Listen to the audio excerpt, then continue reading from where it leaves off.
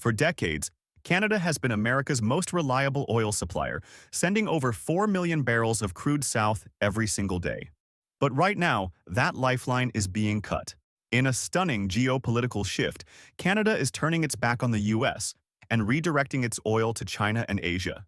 The reason? Money, leverage, and a refusal to be taken for granted any longer. The US thought Canada had no choice but to sell its oil cheaply to its southern neighbor. But in 2025, that assumption is blowing up in America's face, and China is the big winner. The heart of this energy betrayal is the newly completed Trans Mountain Pipeline expansion. This $30 billion megaproject, once seen as a way to boost exports to the US, is now pumping nearly 1 million barrels a day straight to the Pacific coast, where tankers wait to ship it to Asia. Why the sudden shift? After the US slapped tariffs on Canadian oil and killed pipelines like Keystone XL and treating Canadian oil as an afterthought, Ottawa has had enough. China, on the other hand, is offering top dollar and long-term contracts. For Canada, the choice is simple. Keep bending the knee to Washington or cash in with Beijing. China isn't just buying Canadian oil. It's locking down a strategic energy source for decades to come. While the US assumed Canada would always be in its back pocket, China swooped in with a smarter play. Unlike volatile Middle Eastern suppliers or sanctioned Russian crude, Canada offers stability, vast reserves, and no political baggage.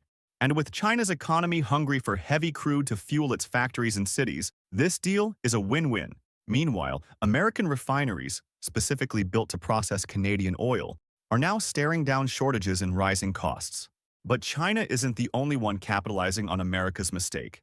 India, desperate for reliable oil to feed its booming economy, is in talks for 200,000 barrels a day. Japan, wary of relying on the turbulent Middle East, wants another 150,000.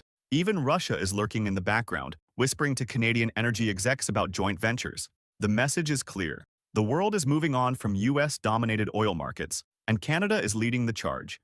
The numbers don't lie. This is a full-blown crisis for the US. Canada supplied 61% of America's oil imports in 2024.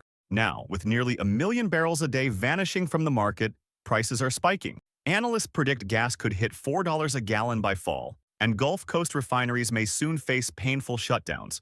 The worst part?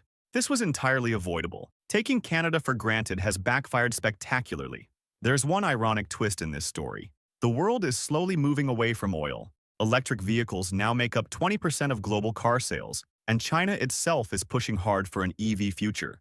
Canada's big bet on pipelines could backfire if demand crashes in the 2030s.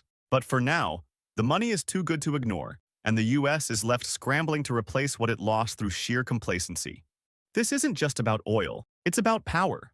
For a century, the US controlled global energy markets. Now, China is rewriting the rules, and Canada is happy to play along.